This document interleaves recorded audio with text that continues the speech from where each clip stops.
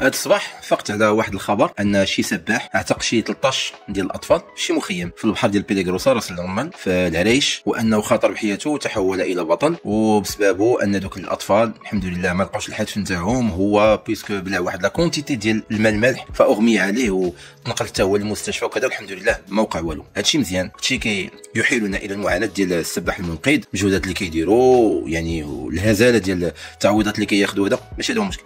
المشكله ان الخبر هاد الحادثه وقعت في 2018، يعني راه ماشي دابا الحادثه هذا، والناس قاعدين كيتفاعلوا وكيكومونطيو ولا باج كتفرقوا هذا، وهذا ما يحيلني لداكشي اللي وقع ديال الفيديو اللي كنصنع الضجه في كابو نيغرو.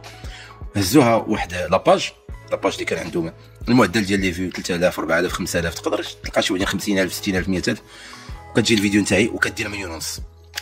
رسالتي لهاد لي باج الصفحات الصفراء، واش ما كتمرقوش؟ الا متى غادي تبقاو كتستغلوا الطيبوبه ديال عباد الله وتستغلوا الوضعيات؟